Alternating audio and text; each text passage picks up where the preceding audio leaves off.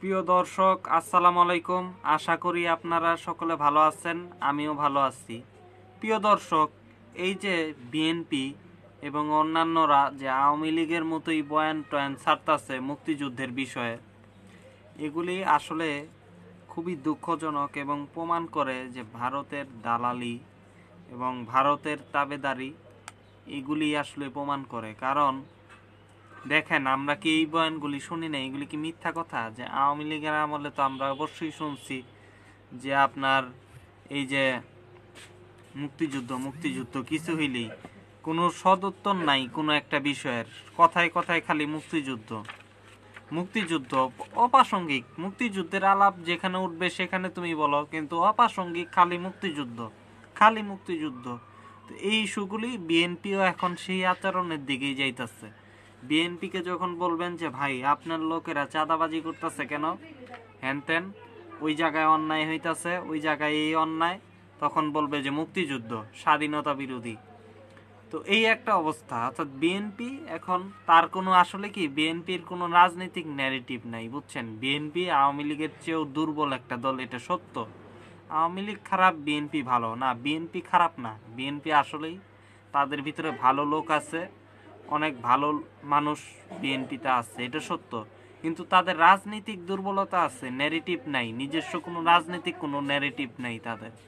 তারা যখন যেখানে তখন সেখানে। বিএনপি হচ্ছে রাজনীতিতে এমন যে আওয়ামী লীগ হচ্ছে পান্তা ভাত, পান্তা ভাত কেউ খাইতে চায় না, ধরেন ওইরকম। অর্থাৎ আওয়ামী লীগকে কেউ পছন্দ করে না।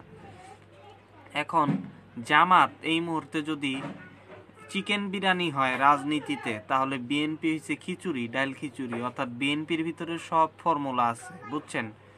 আওয়ামী লীগ আছে, জামাত আছে, সব জগা খিচুড়ি, বাম আছে, ডাইন আছে, সব। এই জন্য বিএনপিকে দেখবেন আওয়ামী লীগ যখন ক্ষমতায় থাকে তখন হয় ইসলামপন্থী অথবা জাতীয়তাবাদী চিন্তা অথবা ভারত বিরোধী কথা, এগুলির মাধ্যমে কিন্তু বিএনপি এতদিন রাজনীতি করছে। আসলেই কিন্তু তাই, আওয়ামী লীগ ক্ষমতায় যে এতদিন ছিল। কিন্তু বিএনপি এখন আবার আওয়ামী লীগের বয়ানে রিটেন গেছে কেন? কারণ সবকিছুই আছে। আর আওয়ামী লীগ ক্ষমতা থেকে যে চলে গেছে, সেই হিসাবে বিএনপির ভিতরে থাকা যে বামপন্থী ভারতপন্থী আওয়ামী লীগার, তারা মূলত আওয়ামী লীগকে রাজনীতিকভাবে হেফাজত করার জন্যই এই ধরনের বয়ানগুলিকে মাঠে ছাইরা আওয়ামী লীগের পক্ষে একটি সফট একটি প্ল্যাটফর্ম তৈরি করার একটি চেষ্টা, অর্থাৎ মুক্তিযুদ্ধকে হাতিয়ার করে মূলত আওয়ামী লীগকে রাজনীতিতে ফেরানোর এক অপচেষ্টায় হাতে আছে বিএনপির একটা অংশ। বিএনপি পুরাটাই যে তা না, পুরা বিএনপিকে আমরা চিনি। বিএনপির যে অংশটা জাতীয়তাবাদী, তারপরে ভারতের বিরুদ্ধে এবং দেশপ্রেমিক, তারা এই বিষয়ে এখনো তেমন একটাই করেনি। কিন্তু বিএনপির যে অংশটা ভারতপন্থী, তারা কিন্তু মুক্তিযুদ্ধ মুক্তিযুদ্ধ করে, এবং তাদের অধিকাংশ আসলেই আওয়ামী লীগ থেকে আসছে। এই যে ফজলুর রহমান সাবেক ছাত্রলীগ এবং মুজিব বাহিনীর লোক, তো এই হচ্ছে অবস্থা। এবং মুজিব বাহিনী কিন্তু আবার মুক্তিযুদ্ধের সময় জেনারেল ওসমানীর নেতৃত্ব মাইনার যুদ্ধ করে নাই। তো এই জায়গার থেকে উঠে আসা লোকেরা এখন বিএনপির 4% উপদেষ্টা। তো কতটা মারাত্মক একটি বিষয়।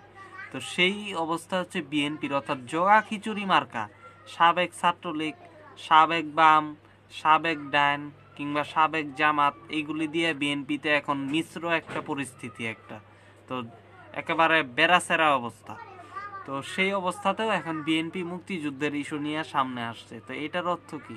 এটার অর্থ যে এটা আসলে বিএনপির যে ন্যারেটিভ তৈরি করার যে দেউলিয়াত্ব, সেটাই আসলে দেখা। আর তার উপরে বিএনপি ভুল দিকে পাওয়ার হইতাছে, কারণ মুক্তিযুদ্ধকে কেন্দ্র করে রাজনীতি করা এগুলি জনগণ এখন বুঝা গেছে, এবং এই রাজনীতি আসলে সফল হবে না।